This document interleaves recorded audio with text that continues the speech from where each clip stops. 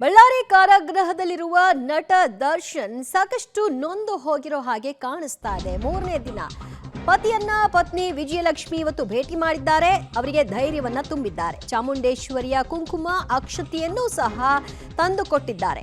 ದರ್ಶನ್ಗೆ ಕುಂಕುಮ ಹಾಗೂ ಅಕ್ಷತೆಯನ್ನ ವಿಜಯಲಕ್ಷ್ಮಿ ಕೊಟ್ಟು ದೇವಿಯ ಆಶೀರ್ವಾದ ನಿಮ್ಮ ಮೇಲೆ ಇರುತ್ತೆ ಅಂತ ಅಭಯವನ್ನ ನುಡಿದಿದ್ದಾರೆ. ಸಣ್ಣ ಡಬ್ಬಿಯಲ್ಲಿ ಬಾಳೆಹಣ್ಣು ಪ್ರಸಾದವನ್ನು ಕೂಡ ಕೊಟ್ಟಿದ್ದಾರಂತೆ. ದೇವರ ತಾಯತ ಕೊಡದಂತೆ ಜೈಲು ಸಿಬ್ಬಂದಿಗಳು ನಿರಾಕರಿಸಿದ್ದಾರೆ. ದರ್ಶನ್ಗೆ ಡ್ರೈ ಫ್ರೂಟ್ಸ್ ಬಟ್ಟೆಯನ್ನ ಕೊಟ್ಟಿದ್ದಾರೆ. ಈ ಸಂದರ್ಭದಲ್ಲಿ ಪತ್ನಿ ತಂದಿದ್ದ 3 ಬ್ಯಾಗ್ಗಳಲ್ಲಿ 2 ಬ್ಯಾಗ್ಗಳನ್ನ ರಿಟರ್ನ್ ಮಾಡಿದ್ದಾರೆ.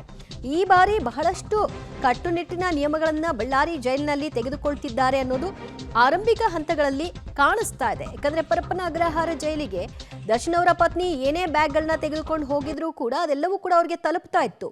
ಪ್ರಸಾದ ಆಗಲಿ, ತಾಯ್ತ ಆಗಲಿ, ಮತ್ತೊಂದಾಗಲಿ ಎಲ್ಲವೂ ಕೂಡ. ಆದರೆ ಪರಪ್ಪನ ಅಗ್ರಹಾರ ಜೈಲಿನಲ್ಲಿ ಅವರು ವಿಲಾಸಿ ಜೀವನವನ್ನು ಅನುಭವಿಸಿ ನಿಯಮಗಳನ್ನು ಉಲ್ಲಂಘನೆ ಮಾಡಿದ ಬೆನ್ನಲ್ಲೇ ಬಳ್ಳಾರಿ ಜೈಲಿಗೆ ಶಿಫ್ಟ್ ಆಗಿರೋದು. ಇಲ್ಲಿ ಬಹಳಷ್ಟು ನಿಯಮಗಳನ್ನು ಇಲ್ಲಿ ತಂದಿದ್ದಾರೆ. ಆ ಕಾರಣಕ್ಕಾಗಿ 3 ಬ್ಯಾಗ್ನಲ್ಲಿ 2 ಬ್ಯಾಗ್ನ ರಿಟರ್ನ್ ಮಾಡಿದ್ದಾರೆ.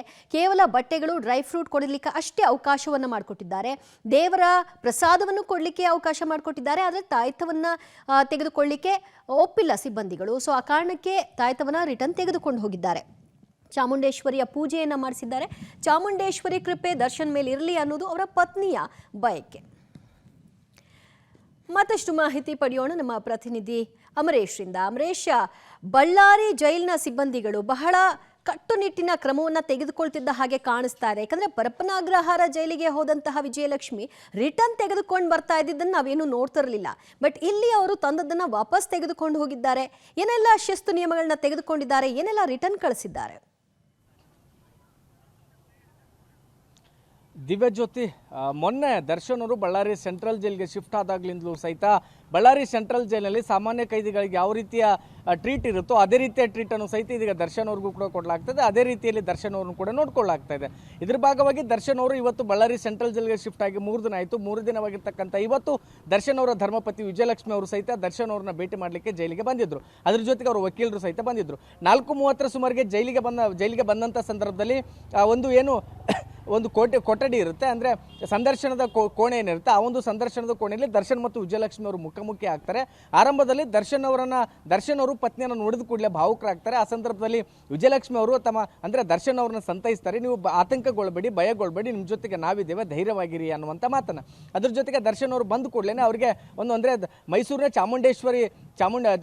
ಚಾಮುಂಡೇಶ್ವರಿ ದೇವಸ್ಥಾನದಲ್ಲಿ ಪೂಜೆಯನ್ನು ಮಾಡಿಸ್ಕೊಂಡು ಅಕ್ಷತೆ ಮತ್ತು ಕುಂಕುಮವನ್ನು ತಂದಿದ್ರು. ಇದನ್ನ ದರ್ಶನ್ ಅವ್ರಿಗೂ ಕೂಡ ಕೊಟ್ಟರು. ಅದ್ರ ಜೊತೆಗೆ ಒಂದು ಸಣ್ಣ ಡಬ್ಬಿಯಲ್ಲಿ ಬಾಳೆಹಣ್ಣನ್ನು ಸಹಿತ ತಂದ್ರೆ ಪ್ರಸಾದ ರೂಪದಲ್ಲಿ ಅದನ್ನು ಕೂಡ ಕೊಟ್ಟರು. ಆದರೆ ಆರಂಭದಲ್ಲಿ ಇಲ್ಲಿಂದ ಒಳಗಡೆ ಹೋಗ್ಬೇಕಾದ್ರೆ ಭದ್ರತಾ ಸೆಕ್ಯೂರಿಟಿ ಪರ್ಪಸ್ ಆಗಿ ಭದ್ರತೆಯನ್ನ ಸಂಬಂಧಪಟ್ಟಂತೆ ಒಂದಿಷ್ಟು ತಪಾಸಣೆಯನ್ನು ಮಾಡಿದ್ರು. ಆ ಸಂದರ್ಭದಲ್ಲಿ ತಾಯ್ತವನ್ನು ಸಹಿತ ವಿಜಯಲಕ್ಷ್ಮಿ ಅವರು ತೆಗೆದುಕೊಂಡು ಬಂದಿದ್ರು. ಅದನ್ನ ಅಲ್ಲಿಗೆ ಒಳಗಡೆ ತೆಗೆದುಕೊಂಡು ಹೋಗ್ಲಿಕ್ಕೆ ಬಿಡಲಿಲ್ಲ, ಬದಲಾಗಿ ಅದನ್ನು ವಾಪಸ್ ಕಳಿಸಿದ್ರು. ಹೀಗಾಗಿ ಏನು ಕುಂಕುಮ ಮತ್ತು ಅಕ್ಷತೆ ಕಾಳು ಅದ್ರ ಜೊತೆಗೆ ಪ್ರಸಾದವನ್ನು ದರ್ಶನ್ ಅವರಿಗೆ ಕೊಟ್ಟರು. ಅದಾದ್ಮೇಲೆ ದರ್ಶನ್ ಅವರು ಅದನ್ನು ಹಚ್ಕೊಂಡ್ರು. ಮತ್ತೆ ಅಲ್ಲಿಂದ ಸುಮಾರು ಅರ್ಧ ಗಂಟೆಗಳ ಕಾಲ ಸುದೀರ್ಘವಾಗಿ ದರ್ಶನ್ ಅವ್ರ ಜೊತೆಗೆ ಮಾತುಕತೆಯನ್ನು ಮಾಡಿದ್ರು. ಪ್ರಮುಖವಾಗಿ ಇನ್ನೇನು 2-3 ದಿನಗಳಲ್ಲಿ ಚಾರ್ಜ್ ಶೀಟ್ ಸಲ್ಲಿಕೆ ಆಗುತ್ತೆ. ಚಾರ್ಜ್ ಶೀಟ್ ಸಲ್ಲಿಕೆ ಆದ ನಂತರದಲ್ಲಿ ಮಾಡಬಹುದಾಗಿರ್ತಕ್ಕಂಥ ಕಾನೂನು ಹೋರಾಟಗಳ ಬಗ್ಗೆಯೂ ಕೂಡ ಅವರ ವಕೀಲರೇನಿದ್ರು ಅವರ ಜೊತೆಯಲ್ಲೇ ವಿಜಯಲಕ್ಷ್ಮಿ ಅವರು ದರ್ಶನ್ ಅವ್ರ ಜೊತೆಗೆ ಸುದೀರ್ಘವಾಗಿರ್ತಕ್ಕಂಥ ಮಾತುಕತೆಯನ್ನು ನಡೆಸಿದ್ರು. ಮಾತುಕತೆ ನಡೆಸಿದ ನಂತರದಲ್ಲಿ ಯಾವ ರೀತಿಯಾಗಿ ಕಾನೂನು ಹೋರಾಟವನ್ನು ಮಾಡಬೇಕಾಗುತ್ತೆ ಮತ್ತು ಯಾವೆಲ್ಲ ಅಂಶಗಳನ್ನ ನಾವು ತದನಂತರದಲ್ಲಿ ಬೇಲ್ಗೆ ಹಾಕೊಳ್ಬೇಕಾದಂಥ ಸಂದರ್ಭದಲ್ಲಿ ಯಾವೆಲ್ಲ ಅಂಶಗಳನ್ನು ಪರಿಗಣಿಸಬೇಕು ಅನ್ನುವಂಥದ್ದು ಇದುವರೆಗೂ ಸಹಿತ ಚಾರ್ಜ್ ಶೀಟ್ ಸಲ್ಲಿಕೆ ಆಗದೆ ಇರೋ ಕಾರಣಕ್ಕೋಸ್ಕರ